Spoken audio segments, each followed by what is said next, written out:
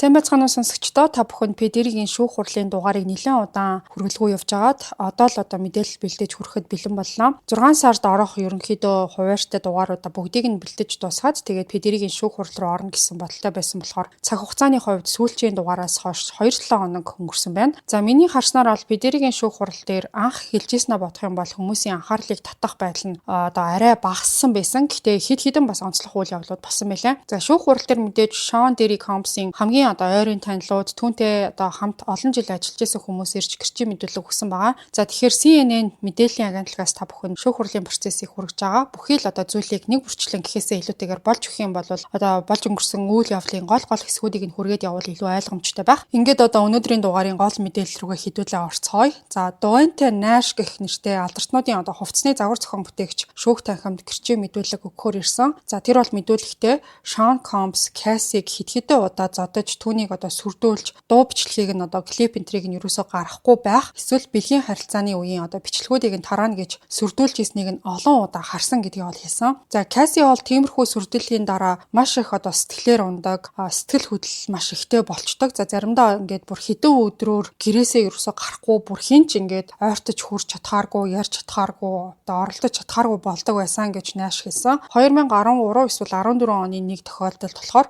Шон Компс Кассиг зодж явах үед Нэш болон Мия гэж эмэгтэй туслах нь Шон Компсыг болиулахын тулд бүр ингээд биенээс нь бүр зуурж авч исэн гэдгээ хүртэл дурдсан. За тэр зодооны үеэр болохоор Шон Компс Кассиг цохиод тэгээ өвшгөлсний улмаас бол орны хүрээ мөргөөд тэгээд хөмсгөн дээр нь тийм гүн зураас маш том тийм сорив үлдсэн талаар бол Нэш мэдүүлчихсэн. За тэгээд тухайн үед болохоор ингээд цус гарсныг нь хараад Шон Компс бол маш их сандарч эхэлсэн гэж байгаа. Тэгчээ тэрийгээ болохоор ингээд та нараас болж би ийм байдалд хүрлээ. Та нар намайг ийм хийлэглээ гэсэн утгатай зүйлийг бол тэд нарт тэр Нэш, Мия гэд хоёрт бол хэлсэн байна. За энэ талаар болохоор Касси урд нь шүүхтэр гэрчийн мэдүүлэг өгч байхдаа бол маш тод өөрөө гэрчилж ярьж исэн. За тэгээд хөмсөг дээр үүссэн байсан сорвож гисэн шүүхийн танхимд бол харуулсан. За тэгээд энэ Нэш гэж хүний хэлснээр бол 2015 онд Шон Компс Кассиг алгадчихсан. 2016 оны The Perfect Match гэд киноны нээлтэн дээр Кассигийн нүд нь тийм хөхөрсөн байдалтай байсныг бол өөрөө харж ирсэн гэж хэлсэн. За бас Кассигийн хөөл гар хүзүүн дээр нь ингээд байнга хөхнөц болцсон байдаг байсныг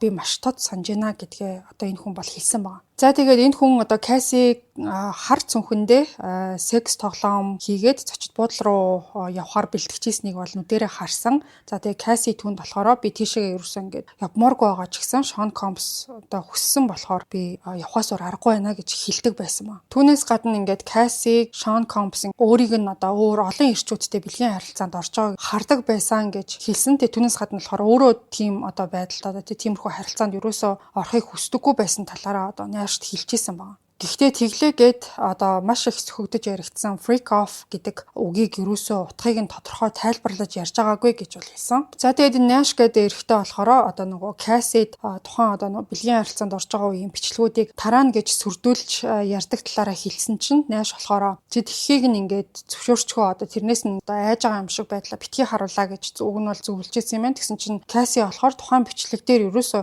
Шон Компс өөрөө гардаггүй. Зүгээр л ингээд бичлэг хийгээд камерны ардан суудаг байсан. Тухайн бичлэг дээр бол дандаа бие гардаг байсан болохоор тэхийг зөвшөөрмөргүй байна гэж бол хэлдэг байсан маа. За тэгээ энэ бүхнийг арай илүү тодорхой ярихдаа Кассигийн 29 насны төрсөн өдрийнх нь арай freak offs нь болох гээд тэгээд өөрөө бол тийшээ ерөөсөө явмааргүй байгаа. Өөрөө ингээд маш дургу байгаагаа Нэшт бол яг тухайн үед хэлж ийсэн юм байна. Тэгээд Касси ч гэсэн өөрөө гэрчээ мэдүүлэг өгч байхдаа яг тэр төрсөн өдрийнхөө орой яг freak offs руу ерөөсөө явмааргүй байгаагаа уг нь бол өөрөө хэлсэн ч гэсэн Шон Компс болохоор бүр хүчээр шаардж байгаа маягаар хэлсэн болохоор эцэст нь ингээд явхаас аргагүй болсон талаараа бол ярьж ийсэн. За тэгээд энэ Нэш гэдэг залуу болохоор ер нь бол одоо хүртэл ингээд Касситай холбоотой байж түүнтэй ингээд байн хоорондоо ярилцдаг талаараа ярьсан. Энэ өдөр бол ингээд шүүхийн танхимд ирж мэдүүлэг өгөхөөс өмнө ч гэсэн Касситай холбоо барьж сүүлд хүүтэй болсонд нь баяр хүргэсэн гэдгээ бол хэлсэн. За энэ дундаас нэг онцлог мэдээлэл нь юу байсан гэхээр энэ Нэш гэж хүн бол Шон Компсын эсрэг ямар ч хууль эрх зүйн арга хэмжээ урд нь авч байгаагүй. За мөнгө нэхэмжилж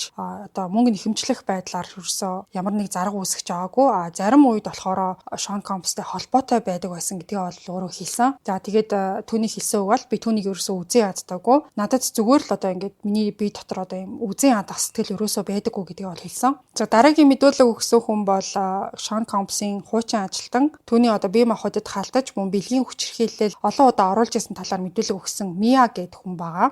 За энэ Mia гэдэг эмэгтэйгийн жинхэнэ нэр нь бол яг энэ Mia гэдэг бол биш. Ийм нууц нэрээр ирж гэрчийн мэдүүлэг өгч байгаа юм билээ. Энэ эмэгтэй болохоор 2009-с 2017 оны хооронд Sean Combs-ийн хувийн туслах болон Revolt Films гэдэг компанид нь ажиллаж исэн юм байна. За тэгээд анхны хүчирхийлэл нь болохоор Sean Combs-ийн Нью-Йорк дахь Plaza зочид буудалд болсон 40 насны төрсөн өдрийн баярын үеэр нь болсон гэдгийг бол хэлсэн. Sean Combs түүнийг одоо галзуухны хэсэг рүү ир гэж хэлээд тэгээд 2 хундаг арх өгсөн. За тэрийг нь уусны дараа ингээд хан түвшээ зогсож үед нь Sean Combs түүнийг өмсөх гэж дайрч даашинц доогуур нь гараа хийсэн гэдгийг бол хэлсэн. Тэгээ Mia болохоор нар мандж хахад өөр өрөөнд сандал дээр сууж байснаа санаж байгаа талаараа бол хэлсэн. 2009 эсвэл 2010 онд болсон өөр нэг тохиолдол нь болохоор Лос Анжелест байдаг Sean Combs-ийн гэрт нь давхар орных нь одоо доод давхарт нь унтчих үед Sean Combs дээр нь гарч ирж хүчирхийлсэн гэж бол мэдүүлсэн. Тухайн үед бол одоо энэ Mia гэдэг эмэгтэй өрөөнийхөө одоо байрлаж байгаа өрөөнийхөө хаалгыг ерөөсө төгжих ямар ч тийм ирэхгүй байсан талаараа бол дурдсан. За түүнээс гадна Sean Combs-ийн Лос Анжелес дахь гэрийнх нь одоо хувцсны өрөөнд цүнхээ баглаж авах үед нь Sean Combs хурч ирээд тэгээд одоо бэлэг эрхтний гаргаад түүний толгойг нь барьж тэнд одоо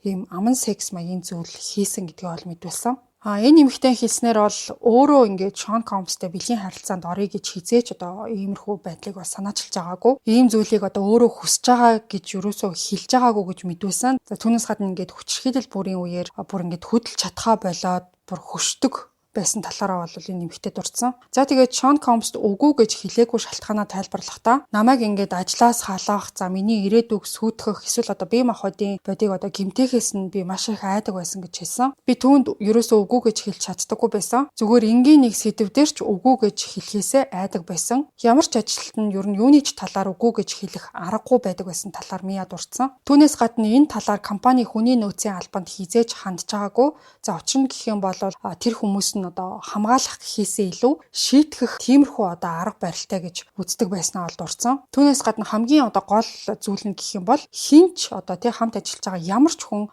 Mia гэх хүний үгэнд нь ерөөсөө итгэхгүй гэж боддог байсан ба. За тэгээ эцэст нь болохоор ерөнхийдөө энэ явдлын талаар одоо дотроо ингээд ярахаасаа маш их айцтай байсан ч гэсэн яг ийм байдалтай ингээд айгаад чимээгүй байгаад ах юм бол энэ бүхэн бусад хүмүүс ч гэсэн одоо үйлдэгдсээр давтагдсаар байх юм байна гэж бодоод тэгээд ер нь бол өөрөө одоо ёс суртахууны хариуцлагаа ухамсарлаж одоо л илчлэх цаг нь ирлээ. Одоо илчлэх ингээ хэрэгтэй юм байна гэдгээ хүлээн зөвшөөрж байгаа талаараа дурдсан. Энэ эмэгтэй амьдралд бол хамгийн их одоо сэтгэл зүг нь гэмтээсэн, хамгийн муу мухай зүйл өрнөжсэн цаг хугацаа байсан гэдгийг нэмж дурдсан. За тэгээ Sean Combs одоо түүний бие махбодыг гэмтээсэн те ямар нэг зүйл авч шидэх ч юм уу, одоо өөдөөс нь хашгичих ч юм уу, тийм тохиолдлуудыг бол маш дэлгэрэнгүй одоо ярьж исэн. За тэгээ Sean Combs-ийн сэтгэл зүйн ингээд байнга савлгаатай байдаг. Заримдаа болохоор одоо өөрийнх нь ингээл яг одоо сайн найз нь юм шиг эсвэл ингээд ажлын сайн хамтрагч юм шиг ханддаг байснаа. Тэгээ зарим үед болохоор ингээл хинт ч хэрэггүй одоо үнгүүтсэн юм хог новш мэтэр одоо доромжилж харцдаг байсан маа.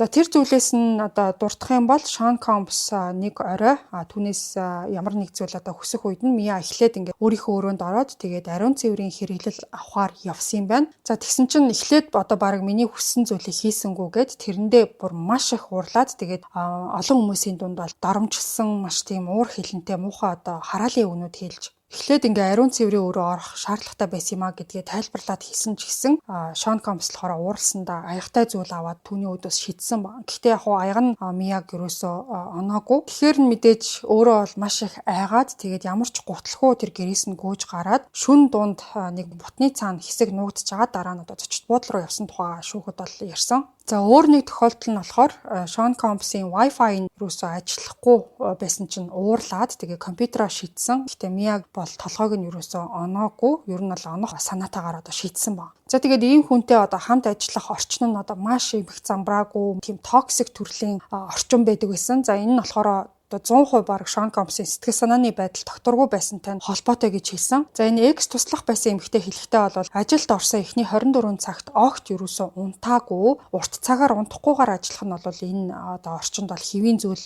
болсон байсан. За нэг удаа тэр бол бүр ингээд 5 хоногийн турш нойргүй ажиллаж сэргээх үйлчлэгээтэй Адderall гэх хэмээг хэрэгжилжсэн тухайга дурдсан. За тэгээ шүүх хурал дээр 2011 оны 11 сард Мия өөрөө одоо гарын үсэг зурсан, гараараа битсэн өөрийг хариуцлагын чагсаалт гэсэн тийм зүйлийг бол үзүүлсэн байгаа. За тэрэн дээр нь болохоор одоо Шон Компсыг үргэлж хамгаалах, түүний хэрэгцээ, гинэт одоо юу хүсэх үү тэр бүх хэрэгцээг нь одоо хангах. За түүнээс гадна сэтгэл санааны байдлыг нь урдчлан мэдэрч ажиллах гэсэн тиймэрхүү зүйлүүд бол бичигдсэн байсан. За түүнээс гадна хамгийн их одоо анхаарлыг татсан нэг зүйл байсан нь юу гэхээр Шон Компс нэгэн зэрэг 17,000 төрлийн зүйл хийлгэхийг шаардаж чаднаа гэж тийм бичигдсэн одоо бичвэрсэн байна. Энэ одоо юу ч юм гэхлээрэ яаж ч хувирж исэн тэр хүн одоо яаж ч ингэ сэтгэл санаа нь өөрчлөгдөж бай. Тэр бүх зүйлд ингээд ямар ч ажилт нь яг бэлэн бат түүний талд зогсож байгааг шаардсан утгатай тийм одоо бичвэр гэсэн үг л дээ. За тэгээ Мия болохоор Шон Компсын зөвшөөрлгүйгээр түүний байрнаас нь гарч болдоггүй байсан. Тэгээ дөрмөнд нь болохоор зөвхөн хамгаалтын албаных нь л хаалгаа төгжиж болдог байсан гэж тэр мэдүүлсэн. Бараг 1 жилийн хугацаанд энэ Мия гэдэг эмэгтэй бол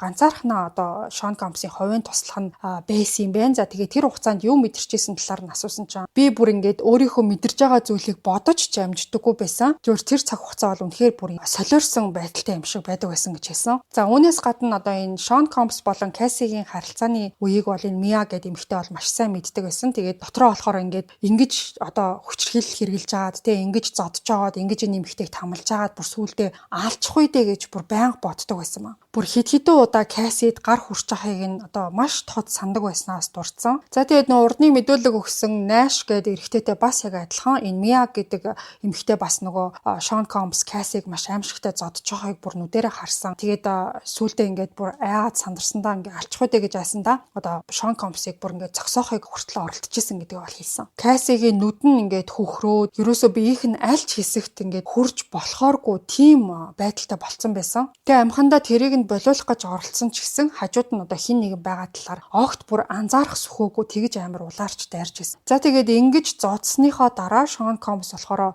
Мияд хандаад туслахтай холбогдож эмнэлгийн цаг товлохыг за мөн Касси ингээд өөрөө согтуу байжгаад унсан гэж тайлбарлахыг одоо даалгасан талаар одоо Мия бас мэдүүлсэн байгаа. Тэгээ өөрөө ингээд зодчоод энийг нь болохоор ингээд бараг ийм аксидент байсан юм шиг те санамсаргүй одоо осол байсан юм шигээр харагдуулах талаар ингээд өөрийнхөө туслахуудад бол даалгаж байсан маа. За түүнээс гадна энэ Мия бол Касси ер нь бол хизээч ингээд Шон Компсыг эсэргүүцэж байгаагүй бол хэлсэн. Зөвхөн ингээд Кассиг гараа өргөөд болиулахыг гуйж ийснийг л би харж исэн гэдгийг хэлсэн. Мия өөрөө бол цагдаад огт энэ талаар мэдэгдэж байгаагүй. Би Шон Компсийн эрх мэдлэн цагдаагаас дээгүүр гэдэгт итгэдэг байсан. Нууцлал гэдэг зүйл бол түүнд хамгийн чухал байсан. Мөн түүнийг одоо бусдаас хамгаалах нь миний үүрэг байсан гэдгийг ярьсан. За алдарчнуудын хувийн стилист Дуэнте Нэш, Шон Компс болон Касси хоёртой одоо 10 жилийн турш ажилласан тийм хүн байгаа. За тэгээ шүүхтэр болохоор cross examination гэж байдаг. Одоо өмгөөллийн тал тухайн одоо гэрчээс асуулт асуух үе байдаг. За тэгээ тэр үеэр болохоор Кассигийн одоо аюулгүй байдалд үргэлж санаа зовдөг байсан гэдгийг хэлсэн. За Шон Компсийн өмгөөлөгч Савир Дональдсон түүнийг бол 2016-аас 17 оны шинжилгээний үеэр Касси болон Шон Компсийн зочид буудлын өрөөнд өөр эрэгтэй орж ирсэн талаар одоо өмнөх гэрчийн мэдүүлгийг нь сөхж жогоод тэгээд асуулт асууж одоо хариу нэгсэн. За тэгээд тухайн үед болохоор Касси түүнд Шон Компс өөр нэг эрэгтэйг урихыг хүсэж байна гэж хэлэхээр нь Нэш болохоор тэр өрөөнөөс одоо гарахаас өөр аргагүй болсон талаараа бол дурдсан. Өмгөөлөгч Дональдсон хэлэхдээ хэрвээ Нэш ямар ч асуулт тавилгүй өрөөнөөс гарсан бол Касси аюулгүй байдалд нь санаа зовж байгаагүй гэдг нь тодорхой гэсэн утгатай одоо тийм тайлбар одоо хийхийг хүсэж байсан. За тэгсэн чинь Нэш болохоор би үргэлж санаа зовдөг байсан. Гэхдээ санаа зовлоо гэд ямар ч зүйл хийж чаддаггүй байсан болохоор тэр үед үнэхээр одоо өрөөнөөс нь би гарахаас өөр аргагүй байсан гэж одоо Нэш хариулсан. За үүнээс гадна Мия бас cross examination өгсөн байгаа. За тэгээд Мия гэх эмэгтэй болохоор урдны өдөр шүүхэд гэрчийн мэдүүлэг өгж явахдаа нэлээд тийм толгойгоо удаалгасан байдалтай тухайн ингээд үсээрээ дараад заримдаа ингээд яриа нь одоо шивнж байгаа юм шиг тиймэрхүү маш одоо дуу муутай одоо ярьж исэн бол cross examination-ийн үеэр илүү тийм зоригтой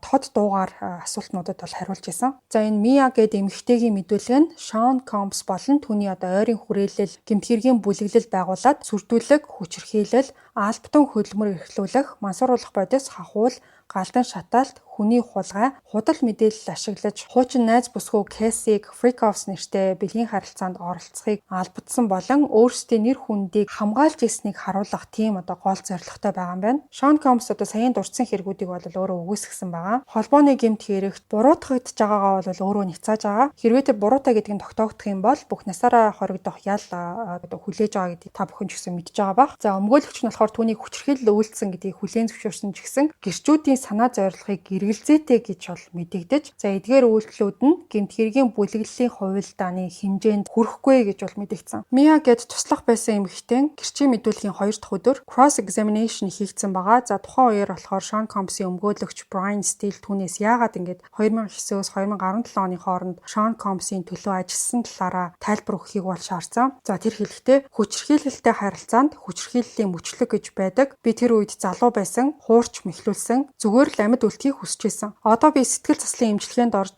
энэ бүхнийг задлж ойлгож байна. Тухайн үед энэ бүх зүйл буруу гэдгийг хэлэх нэг ч хүн байгаагүй. Хинч түүний үйлдэлийг анзаарах сөхөөгүй байсан гэж хэлсэн. За тэгсэн чинь Sean Combs-ийн өмгөөлөгч ноён Sean Combs таныг аалчиж магадгүй гэж мэдрүүлж авах нь буруу гэдгийг бусад хүн заавал хэлэх шаардлагатай юу гэсэн тийм сонин асуулт асуусан. За тэгсэн чинь Mia хариулахдаа логик тарих болон сэтгэл зүйн шарахтай тарих хоёр ялгаатай. Эцэст нь бүх зүйл хэвийн юм шиг санагдаж сүүлдээ бүр тэр хүнийг зөвтгөж эхэлдэг. Би бусдыг баярлуулахыг хичээдэг, мэдрэмж өндөртэй дүрмийг дагдаг хүн. Зүгээр л бүх хүнийг жаргалтай байлгахыг би хүсдэг байсан гэж тайлбарласан. За тэгээ Sean Combs-ийн өмгөөлөгч Steele болохоор Mia-г 3 ч удаа Sean Combs-ийн эсрэг бэлгийн хүчирхийллийн мэдүүлгээ зохиосон байж магадгүй гэж сэжиглэжсэн ч гэсэн Mia бол байр суурин дээрээ хатуу бат зогсож байсан. Би энэ шүүх танхимд үннээ хэлсэн. Би хинт ч худал хэлээгүй гэж тэр бол өөрөө ярьсан. За түүнээс гадна өмгөөлөгч Steele болохоор 2016 оны 12 сард Mia яагаад сэтгэлээр унаж амиа хорлох талаар зурвас бичсэн тухай нь бол асуусан байгаа. За энийг тэр бол өөрөө тайлбарлахдаа за тухайн үед нөө ажиллаж байсан Revolt Films гээд төслийг зогсоох гэж байгааг мэдсэн үе нь яг таарсан гэж бол хэлсэн. Тухайн үед хүчирхийлэлтэй байсан ч гэсэн би кино, телевизийн салбарт ажиллах боломжинд хүрч ажлаа хайрлаж эхэлсэн байсан гэж ярьсан. За тэгсэн чинь өмгөөлөгч Steve болохоор харин ч тэр хүнээс салж байгаа чинь сайн хэрэг биш гэж юу гэж асуухад тэр үедээ би огт тэгж ойлгоогүй. Одоо бодоход үнэхээр сонио.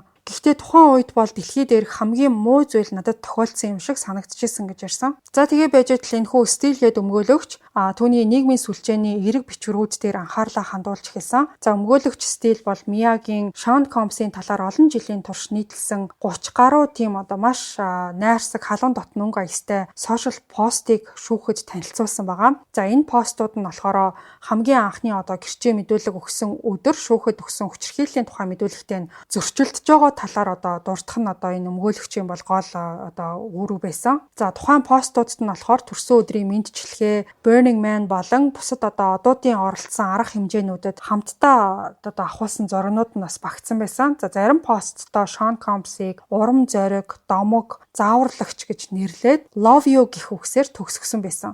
За жишээ нь бол 2014 оны 6 сард Sean Combs түүний төрсөн өдөрт нь зориулж хамт ахуулсан зургийг Instagram-да байршуулад агуу эр хүн бүрийн хажууд агуу эмэгтэй байдгаа гэж бичээд уучлаарай би өнгөрсөн шөнө галзуурсан юм шиг л байлаа гэж нэмж бичсэн байсан. За харин Mia энэ постыг дахиж нийтлээд хайртай чи надад тэтгэхийг харуулсан гэж бичсэн байсан. За гэхдээ Mia бол тухайн шөнө Sean Combs түүнд амь насанд нь занл хийсэн гэж шүүхэд бол урд нь мэдүүлсэн байсан. За тэр бас Sean Combs-ийн 45 насны төрсөн өдрөөр Instagram-да зураг нийтлээд тэгээд сайхан утгаараа галзуу байсанд чинь баярлалаа. Өдөр бүр намайг урамшуулсаар байгаад чинь баярлалаа гэж бол бичсэн байсан. За тэгээд энийг нь харуулад өмгөөлөгч Steele таны амьдралыг чинь сүрүүлсэн хүн гэж хэлж байгаа мөртлөө яагаад ингэж сайшаасан үг бичдэг байсан бэ гэж асуусан байгаа. За тэгсэн чинь Mia болохоор нийгмийн сүлжээ гэдэг бол амьдрал чинь ямар гайхалтай вэ гэдгийг харуулах газар тэр нь үнэн байх ч албагүй. Тэгээд Sean Combs-ийн оролцоотой амьдралаа сайхнаар харуулах нь миний ажлын нэг хэсэг байсан гэж бол хэлсэн. Сайн сайхан мөчүүд үнэхээр гайхалтай байдаг байсан. Тэр бүх сайн сайхныхаа төлөө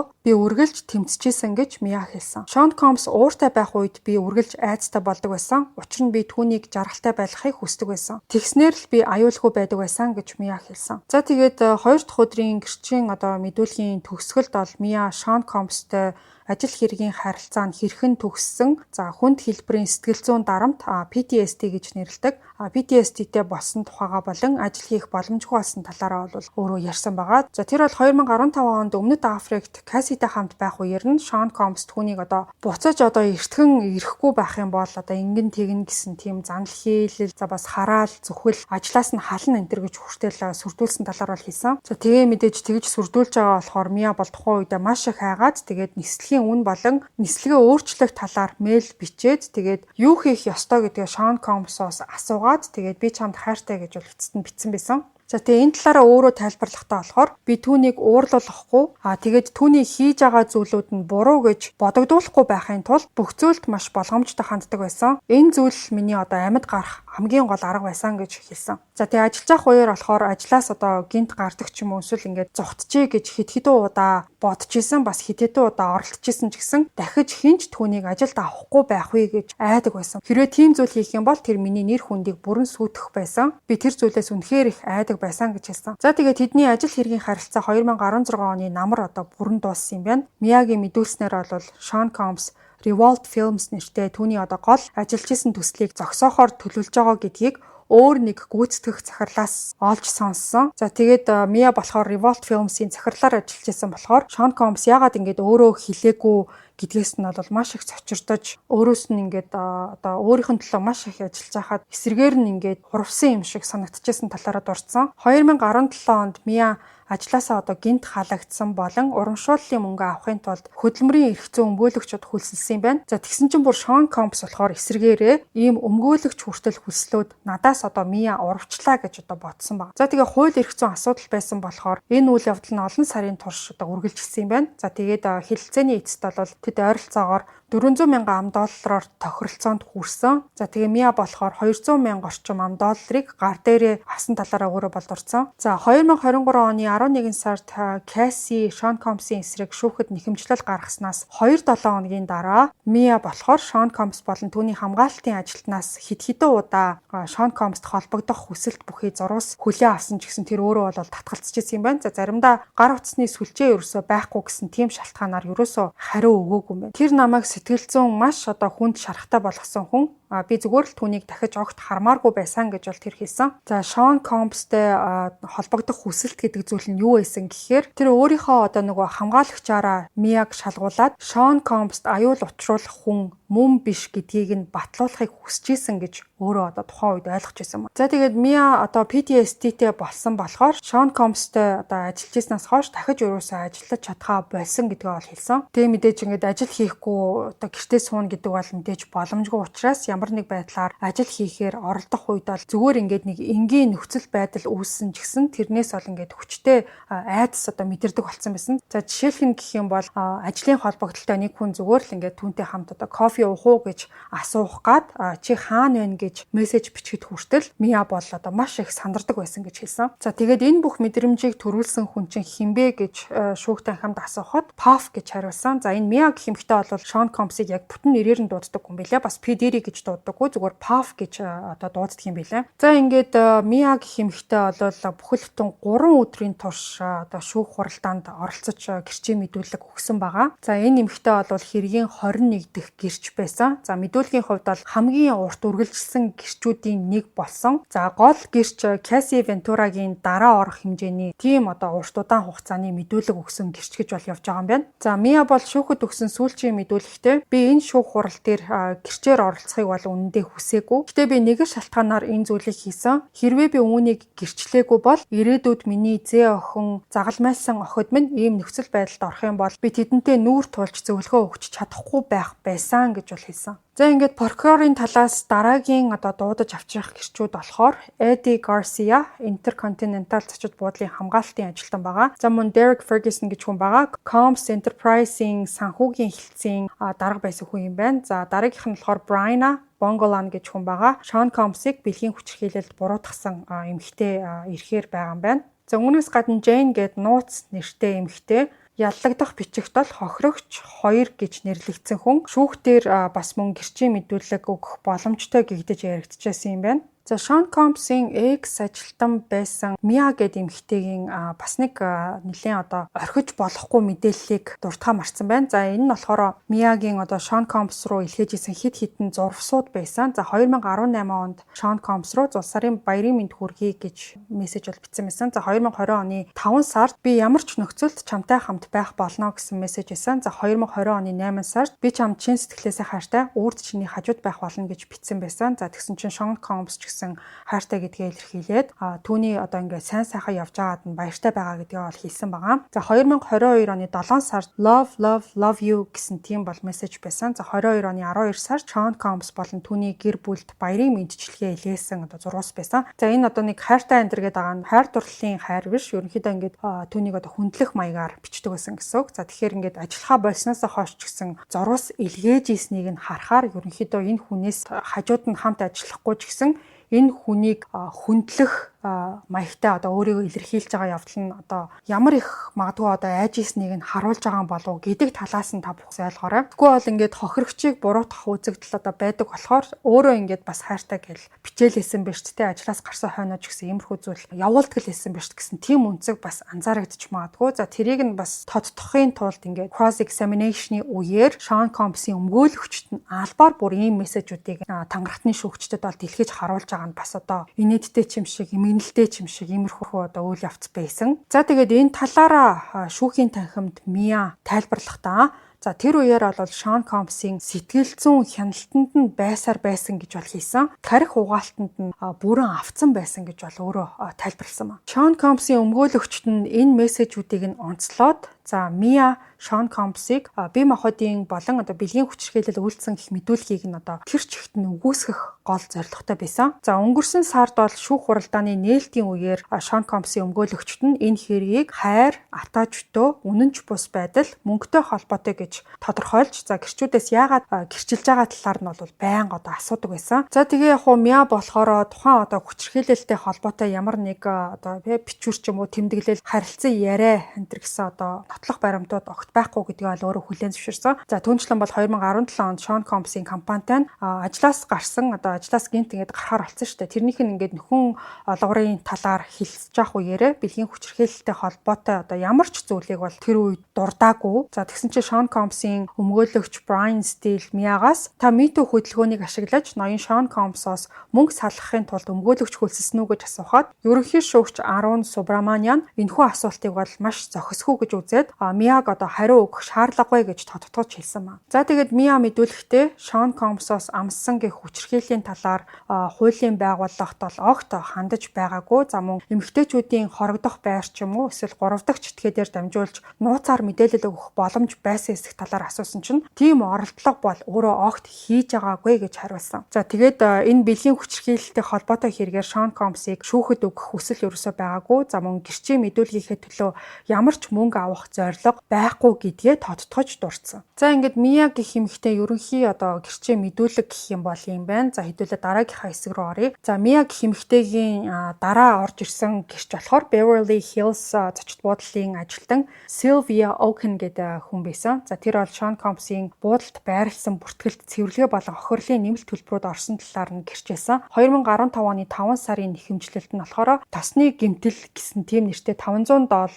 төлбөр бол бичигдсэн байсан. За өөр нэг нэхэмжлэлт нь болохоор хөшиг цэвэрлэх зардалд $300 байсан. За бас 5 лаа худалдаж авсан зардал бас нэмэгдсэн байсан. За энэ тосны гэмтэл гэдэг нь болохоор миний бодлын одоо нөгөө freak off safety айгүйх тос ашигладаг байсан. Тэгээд одоо би энэ дээр нь дүүрэн тос төрчээд буудлын орон дээр ч юм уу энэ тентхийг заваар болсон маш их тос хэрэгэлдэг байсан гэжсэн. Тэрнээс үүлдсэн одоо тийм бохор зүйл гэмтэл учирсан бол тэрийг нь засаж залруулахын тулд ингээд хүн төлбөр болол бичигдсэн байсан юм шиг байна. За тухайн Sylvia Oaken хэлэхдээ Sean Combs-ийн нэр дээр биш Frank Blake гээд хуурамч нэрээр захиалга одоо буудалд нь өгсөн байсныг нь маш тод санаж исэн гэдгээ бол хийсэн. За зочид буудалд урлаг entertainment салбарын хуурамч нэр ашиглаж орох нь одоо түгээмэл байдаг талаар ч гэсэн тэр бол дуртаж ярьсан. За Frank Blake гэдэг нэр нь болохоор Bad Boy Records-ийн уран бүтээлч асан нас барсан одоо нөгөө rapper Notorious B.I.G-гийн Frank White хочоос үүдэлтэй гэж шүүхийн өмнөх мэдүүлэгт бол дурдж иржсэн. За шүүхэд үзүүлсэн зочид буудлын баримтанд Cassie Venturag хамт байршсан зочин гэж бичигдсэн байсан. За түүнээс гадна болохоор захиалгад бүрэн хандах эрхтэй. За өрөөний зардлыг төлөх эрхтэй гэж бол бичигдсэн байсан байгаа. За дараагийн өдрийн гэрчин нь бол Eddie Garcia гэд Intercontinental зочид буудлын хуучин хамгаалагч байсан хүн байгаа. За тухайн хүн бол Sean Combs-ыг нөгөө хяналтын камерын бичлэгийг $100,000 худалдаж авсан гэсэн тийм зүйлийг гэрчилж ярьсан одоо ийм гол хүн байгаа. Eddie Garcia 2016 оны 3 сард хамгаалагчаар ажиллаж байх үед нь Sean Combs түүнд бол Cassie Venturag зодж байх үеийн бичлэгийг олж авахын тулд $100,000 бэлнээр өгсөн гэдгийг бол гэрчилсэн. За энэ бичлэг нь шүүх хуралдааны явцад бол чухал одоо нотлох баримт болоод байгаа. За CNN бол энэ бичлэгийг өнгөрсөн жил олон нийтэд бол дэлгэсэн. За Eddie Garcia өөрийгөө буруутгахгүй байхын тулд үндсэн хуулийн 5 дугаар нэмэлт заалтаа хэрэгжүүлсэний дараа прокуророос өршөөл авч гэрч болсон 2 дахь хүн юм байна. За Eddie Garcia мэдүүлэхдээ тухайн зодооны дараа өөрийгөө Sean Combs-ийн хувийн туслах гэж танилцуулсан Christina Horan зочид буудлын хамгаалагчтай холбогдоод бичлэгийг үзэх эсвэл хуулбар авч өгөхийг хүссэн байгаа. За мөн Sean Combs өөрөө хамгаалалтын утас болон Garcia-гийн одоо хувийн утас руу залгаад тэгээд бичлэгийг авахыг хүссэн гэж бол ярьсан. Тэр над руу залгаад намайг сайн хүн шиг санагдж байна. Туслахыг хүсэж байгаа хүн шиг сонсогдож байна гэж хэлсэн. Бас тухайн бичлэг надад гай болж магадгүй гэж их санаа зовж байна гэж Sean Combs ярьсан талаар Garcia мэдүүлсэн. Түүний карьер сүрч болзошгүй гэж тэр маш их айж имэжсэн байдалтай байсан. За тэгээд надад туслах юм бол чамайг би харж үзье шүү гэж хэлсэн. Тухайн үед энэ ярианд мөнгө өгнө гэсэн утгатай байсан гэж би ойлгосон гэж Garcia хэлсэн. За Garcia мөн мэдүүлэхдээ эхэндээ Sean Combs болон Christina Horan хоёрт бичлэгийг авахын тулд зочид буудлын удирдлагатай холбогдох эсвэл одоо шүүхийн зарлан дуудах бичиг гаргуулах шаардлагатай гэж хэлсэн талаараа дурдсан. За гисэн хэдий Sean Combs өөрийнхөө утсаар залгасны дараа Garcia болохоор өөрийнхөө дарга болох Bill гэх хүн рүү залгаад Sean Combs бичлэгийн төлөө мөнгө төлөхөд бэлэн байгаагаа дуулгасан. За тэгсэн чинь нөгөө Bill гэ дарга нь болохоор $50,000 өгөхийг зөвшөөрсөн гэж бол хэлсэн. За Sean Combs энэ зүйлийг дамжуулаад хэлсэн чинь тухайн одоо Eddie Garcia гэдэг хүнийг болохоор миний сахиусан тэнгэрээ чамайг тусалж чадна гэдгийг чинь би мэдчихсэн юм а гэх мэтчлээ. Одоо маш тийм одоо нялуун гэхүү нэг тийм сонин өнгө аястай одоо Garcia-тай ярьсан баг. За тэгээд дараагийн өдөр нь нөгөө Bill гэж захирал нь болохоор бичлэгийг USB дискэн дээр хуулаад Garcia-д л өгсөн. За тэгээ Garcia тэрийг нь Sean Combs руу дамжуулсан талаараа мэдгдсэн. За тэгсэн чинь Sean Combs тухайн бичлэг нь ганцхан хувь байгаа юу гэдгийг нь бол асуусан. За Garcia Bill руу залгаад тэр бичлэг серверээс устгагдсан ганцхан хувилбар байгаа гэдгийг нь баталгаажуулж хэлсэн гэж бол ярьсан. За тэгээ дараа нь Sean Combs хандаад хэрвээ Cassie хожимд цагдаад өргөдөл гаргах юм бол юу болох талаар санаа зовж байгаагаа хэлсэн баг. За тэгсэн чинь Sean Combs болохоор FaceTime-аар Cassie руу залгаад түүнд чийч бас энэ асуудал алга болоосэй гэж хүсэж байгаа талаараа хэлээ гэж одоо жоохон тушаасан маягаар ч юм уу тийм маягаар хийсэн. За тэгсэн чинь Cassie болохоор энэ асуудал ил болоход тохирох цаг нь бишээ. Би энэ бүхнийг зүгээр л дуусгамаар байна гэж хэлсэн гэж Garcia бол гэрчилсэн. За гэхдээ тэр эмэгтэй нь ингээд тухайн FaceTime хийх үеэр малгайтай цамц өмссөн байсан. За тэгээд гэрэл нь маш бүдэг байсан болохоор тухайн эмэгтэй нь одоо үнэхээр Cassie мөн байсан уу биш байсан уу гэдэгт бол бүрэн итгэлтэй биш байсан гэж Garcia хэлсэн. За тэгээд дараа нь болохоор Sean Combs тухайн Garcia за мөн захирлыг нь за өөр нэг энэ явдалд оролцсон хамгаалагч нэг эрэгтэйгийн одоо иргэний үнэмлэхийг нь шаардаад энэ бүхэн зөвхөн бид бүгд нэг тал байж иж одоо хамт нэг баг болж иж бүтэх зүйлээ гэж хэлсэн байна. За тэгээд өөр нэг хамгаалагч гэд яриад байсан Israel Flores гэд хүн болохоор ийм зүйлд хутгалтгаас одоо татгалзна гэж бодсон болохоор өөр нэг хамгаалагчийн одоо иргэний үнэмлэхийг нь Sean Combs өгсөн юм байна. За тэгээд дараа нь Sean Combs Garcia-г бичлэгийн одоо цор ганц хувь гэдгийг баталсан мэдүүлэг болон нууцлалын гэрээнд гарын үсэг зурхыг бол шаардсан байгаа. За тэгээд шүүхэд болохоор тухайн одоо бичиг баримтыг зургаар одоо нотлохоо болгож үзүүлсэн. За тэгээд тухайн одоо нууцлалын гэрээ энэ нь болохоор Sean Combs-ийн компанийн бичгийн одоо хуудсан дээр Нью-Йорк дахь офисын хаяг бүхий тийм бичиг байсныг нь харуулсан. Garcia гарын үсэг зурсны дараа Sean Combs бүх бичиг баримтыг хурааж аваад за тэгээд бор цүнх болон одоо мөнгө тоологч машин авчирсан байсан. Тэгээд $100,000 мөнгийг $10,000 багц болгож тоолсон гэж Garcia мэдүүлсэн. За Garcia бодохдоо бол нэмэлт $50,000 нь өөрт нь болон хамт ажилладаг нөгөө нэг хамгаалагчт нь зориулсан байсан гэж бол хэлсэн. За Garcia $50,000 нөгөө Bill гээд захиралдаа за тэгээ $20,000 нөгөө нэг хамгаалагчдаа за үлдсэн $30,000 $20,000 нь болохоор өөрөө аваад тэгээ хуучин машин худалдаж авсан гэдгээ бол хэлсэн. За тухайн мөнгийг тэр бол ерөөсөө банкныхаа дансан нэрт хийгээгүй, татварч ерөөсөө мэдүүлээгүй гэдгийг хэлсэн. За энэ явдлаас хойш 1-2-7 хоногийн дараа хамгаалалтын систем дэх хэрэг явдлын тайлан болон бичлэгүүд нь байхгүй болсныг анзаарсан ч гэсэн ил гаргаж ерөөсөө мэдэгдээгүй. Учир нь гэх юм бол нэмж бусад хүмүүсийн анхаарлыг татхаас тэр бол айжсэн гэдгээ хэлсэн. За хэдэн 7 хоногийн дараа Sean Combs Garcia-тай дахиж холбогдоод энэ явдлын талаар хэн нэгэн асуусан эсхийг лавлсан. За тэгсэн чинь Garcia хинч асуугаагүй гэж хэлсэн. За тэгээд 2024 оны 6 сард Garcia цагдаагаас энэ хэргийн талаар мэдүүлэг өгөхийг хүсгэд өөрийн оролцоог үнэхээр тухайн үед л хэлээгүй. Мөн хамгаалагч байсан Flores болон Elias-тай солилцсон зурвсуудыг тэр чигт нь устгасан гэдгийг бол хэлсэн. За дараа нь тэр бол засгийн газрын төлөөлөгчөдтэй дахин уулзахдаа Sean Combs түүнд бичлэгийн мөнгө өгсөн гэдгийг илчилсэн юм байна. За тухайн уулзалтаас хойших бүхий л мэдүүлэг нь үнэн зөв байсан гэж тэр олол гэрчийн мэдүүлэгтээ дурдсан. За тэгээд cross examination-ийн үеэр Sean Combs-ийн өмгөөлөгч Brian Steele нууцлалын гэрээний зарим хэсгийг шүүхэд танилцуулаад за тухайн гэрээнд Garcia хэрвээ эрх баригчдтай мэдээлэл хуваалцах болвол Sean Combs-ийн компанид нь урдчлан мэдэгдэх үүрэгтэй байсан тухай нь бол онцлсон. За ингээ ямар ч тач Intercontinental зочид буудалд болсон зодооны үеэрх тэр үеийн бичлэг нь угаасаа олон нийтэд цэцэгдсэн байсан. За дараа нь ингээд дараах хэдэн өдрүүдэд нь тухайн үед юу болж исэн талаар за хахуулын хэдэн доллар өгсөн тэр нь хожим нь яаж хуваарлагдаад ямар байдлаар зарцуулагдсан гэх зэрэг бүх зүйлийг энэ Eddie Garcia гэж хүн бол маш тодорхой төвшөнд өөрийн хэмжээнд бол ярьсан нь ийм байсан. За дараагийн гэрчээр бол Bad Boy компани санхүүгийн захирал асан Derek Ferguson гэдэг хүн бол P-Diddy-гийн санхүүг тэр чигт нь тайлбарлаж ярьсан байгаа. За энэ хүн бол Sean Combs-ийн хувийн болон бизнесийн санхүүгийн байдал хэрхэн давтдаг байсан талаар бол ярьж эхэлсэн. За Ferguson гэх энэ хүн бол 1988-аас 2017 оны хооронд гэхээр бүхэл бүтэн бараг 20 гаруй жил Sean Combs болон түүний компаниудад ажиллаж байсан хүн юм байна. За 1998-аас 2012 оны хооронд бол Bad Boy Records-ийн санхүүгийн захирлаар нь ажилласан юм байна. За түүний үүрэгт нь бол төсөв гаргах, бүртгэл, санхүүгийн талин, стратегийн түншлэлүүд бол багтдаг байсан. За Sean Combs-ийн хувийн санхүүг заримдаа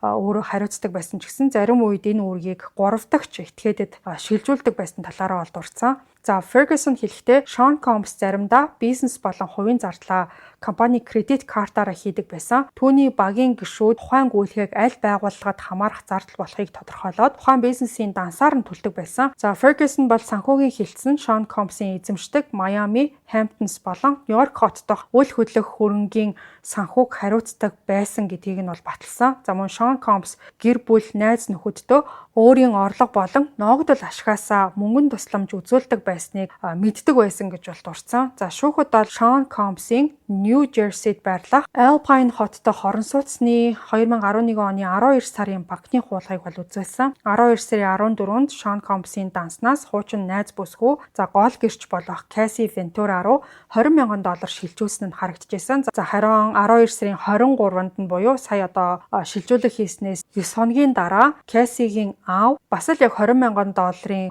гүйлгээ хийсэн. За тэгээд 12 сарын 27-нд нь Sean Combs-ийн данснаас тэр мөнгийг бол Cassie-гийн аав руу буцаага шилжүүлсэн байгаа. За энэ гүйлгээ нь болохоор Cassie-гийн ээж Regina Ventura-гийн мэдүүлэгтэй нь яг таарч байсан. За тэр бол Sean Combs-ийн шаардлагаар Bad Boy Records-ийн дансанд $20,000 шилжүүлсэн. За тэгээ охиныхоо аюулгүй байдал санаа зовсон учраас тийм гүйлгээ хийсэн гэж бол мэдүүлж байсан. За учир нь гэх юм бол Sean Combs бэлгийн харилцааны үеийн бичлэгийг нь тараах, нэр хүндийг нь сүрүүлнэ гэж сүрдүүлж байгаа талаараа мессежээр хэлсэн байсан. За тийм учраас айсандаа тэр мөнгийг шилжүүлсэн чинь хэдхэн хоногийн дараа буцаж орж ирсэн гэж бол ээж нь ярьж байсан. За энэхүү Ferguson гэх хүний cross examination-ийн үеэр компани санхүүгийн хэлсэн бизнесийн болон хувийн зардлыг нь ялгаж салгаад тэгээд зохих дансанд байршуулдаг байсан гэдгийг бол баталсан. За гэхдээ Sean Combs эсвэл Ferguson өөрөө энэ ялгах зүйлийг бол хийх үүрэгтэй байгаагүй гэдгийг хэлсэн. Sean Combs-ийн өмгөөлөгч Mark Agnifilo түүнээс та Sean Combs-ийн талаар яг юу гэж мэдэрч байна гэж асуухад Ferguson хэсэг чимээгүй байснаа би энэ асуултанд юу гэж хариулахаа мэдэхгүй байна гэж толгоос ихсэрч хариулсан.